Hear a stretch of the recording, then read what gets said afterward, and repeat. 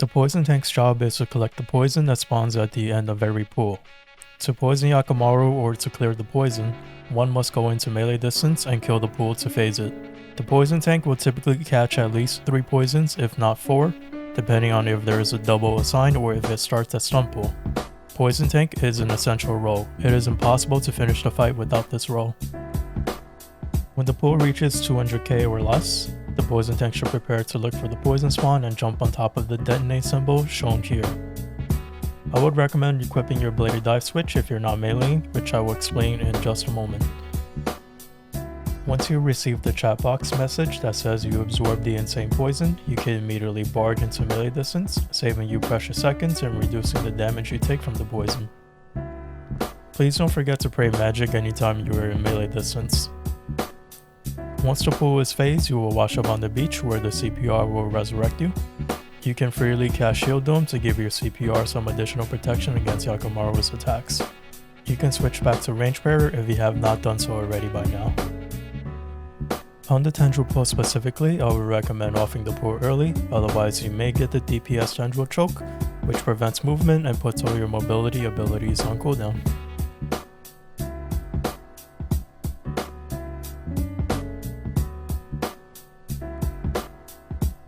This is what happens when we don't have a poison tank assigned due to miscommunication, as Yakamaru will not be poisoned and we would have to redo the pool. We teleported in this particular instance as it was the first pool of the kill.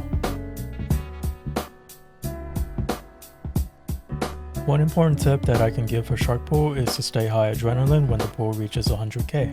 This way you can barricade like I did here in case sharks fire at the same time you need to catch poison or go melee distance.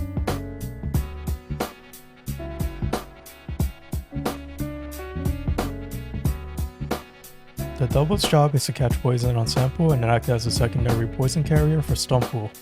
The reason we do this is to avoid having to slow down on stun pool, which dies very quickly and makes catching poison harder. In this clip, MKB is a double and I am the poison tank and I clear as per usual. MKB is meleeing here, but the double will go into melee distance immediately on stun and we can nuke the stun pool without a worry. Don't forget to pray magic and do not be afraid to eat food or use defensives if necessary. Thank you if you've watched the video this far. I'll be making more of these once I find the time to record more footage, and special thanks to Rage Warrior for letting me use his VODs.